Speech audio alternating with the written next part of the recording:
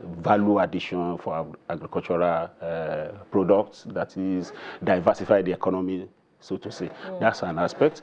The issue of SMEs need to be seriously addressed. The SMEs are the building blocks for the economy, that if they are well taken care of, if they are able to, they employed. I want to believe they are the largest employers of labor anywhere in the world. So if we are talking of job creation, the SMEs need to be taken proper care of.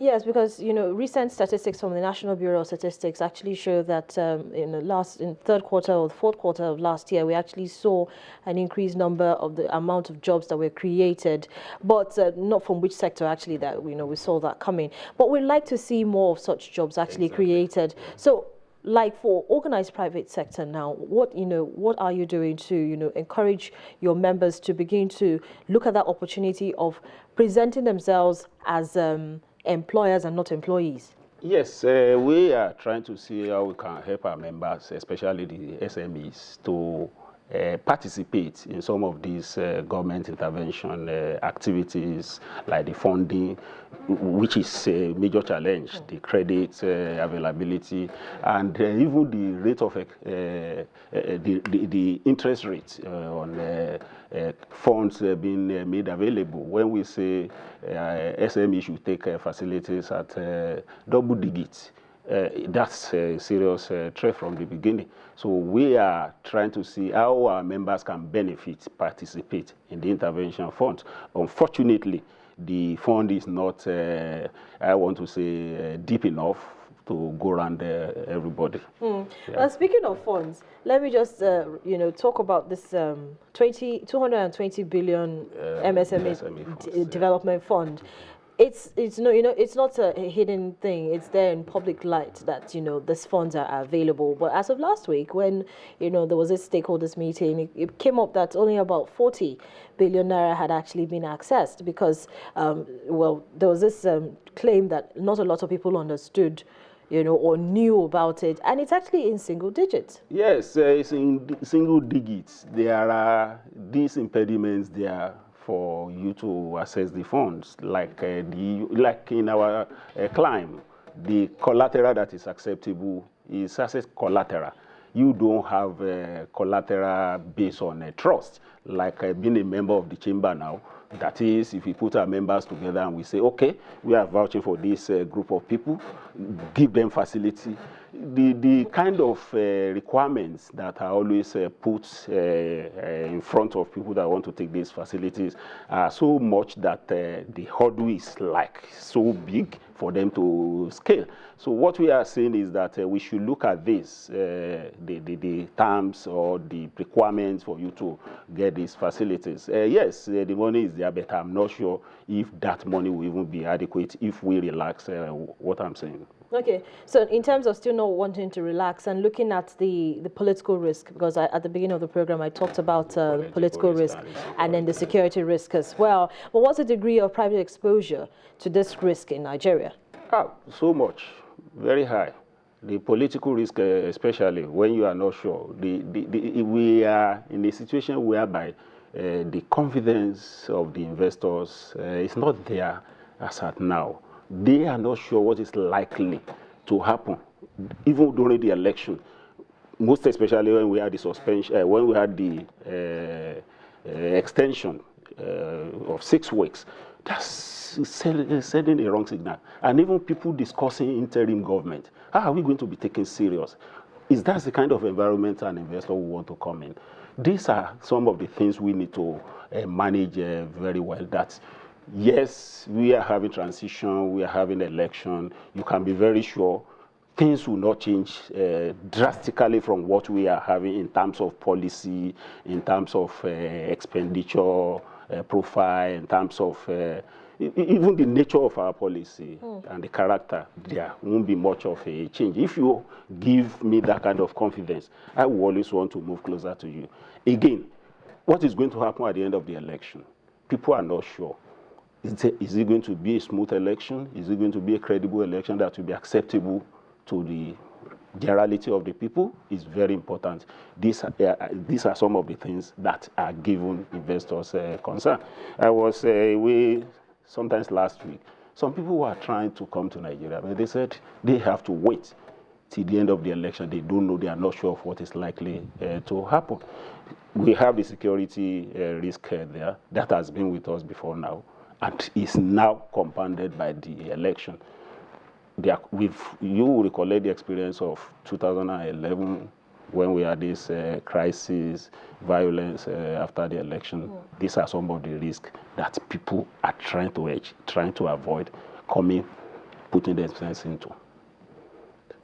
Okay, so let's take a quick break, and when we come back, we'll talk about how all of this, of course, is going to affect foreign investments that we're likely expecting to see, because the private sector definitely works very closely with a lot of companies, in the diaspora. But hold on to your thoughts, Mr. Bello. You're watching Business Morning. I've been having a conversation with Mr. Remy Bello. He's the president, Lagos Chamber of Commerce and Industry. He's still going to be here with me in the studio when I return in a moment.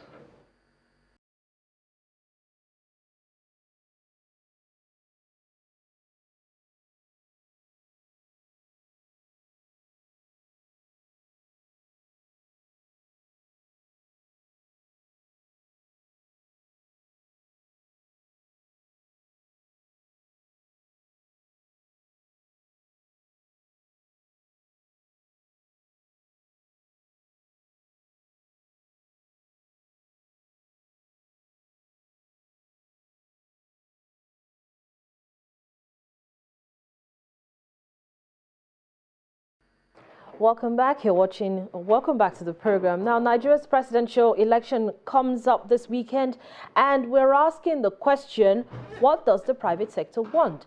I've been having a conversation with Mr. Remy Bello. He's the president, Lagos Chamber of Commerce and Industry. Thank you so much, Mr. Bello, for staying with me. Now, all of the issues you've pointed out, we've talked about the fact that we're expecting to see more investments come in. But how would all of those issues that you've actually pointed out affect the foreign investors that we're expecting to come into the economy? Yes, it's going to, definitely. If we allow the election to go smoothly, the investors' confidence will be brought back. It's necessary that when the election is credible, confidence will be there. The suspense, people are not able to take decisions. They are waiting for the outcome of the election. So the investors are going to be better off if the election comes and go. So we expect the election to be credible, to come and go, and the election and the economy will bounce back, I assure you. So if you look at what happened last year, even the lull in the economy, beside the slump in the oil price, capital inflow was totally reduced. Why? Because of this confidence challenge. The election that is added to the challenge of security we had at hand before. So something has to be done to be sure. Okay, as at now, I think the confidence is even coming back this week now that the election is like certain that the election will hold. The election has to go on. Okay. But as a private sector leader now, what would be your advice to political actors at this time? Yes, my advice to political leaders is to please, let's see the election as a game that somebody is bound for somebody to win and somebody to lose. Let's take it in good spirit. It's in the interest of everybody. There will always be another time. It's in the interest of everybody, like I said, for the election to be peaceful, as much as possible, rancor-free, and we abhor violence, bloodletting. Let's allow electorate to decide the election. Okay, still, let's get your, advice to government institutions that actually saddle the responsibility of a reform agenda for the private sector. Yeah, it's very important, I see that those agencies that are saddled, especially with the electoral process, like the security agencies, the INEC, the judiciary, they need to be above board. they need to be independent. Let's see them, not just be saying they are independent, let it be seen that they are independent of any of the political parties. Like I said, there will always be another election. For my co-investors, the election will come, the economy will bounce back. That's an assurance. But how prepared is organized private sector for a change of administration or a continuity?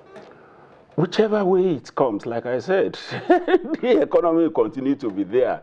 The investors will want to come back. What we have to guide against is the way we manage the change, whichever way. Whether it's the government that is there that continues, the government that is continuing should try as much as possible to ensure continuity of some of their programs. And even if there is a change in the government, continuity is still the real issue there.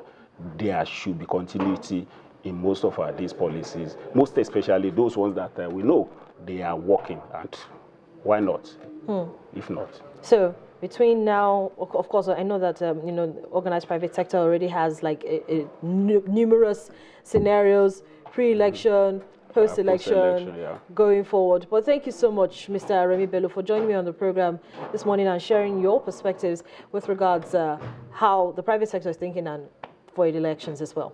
Thank you so much. It's my pleasure being here.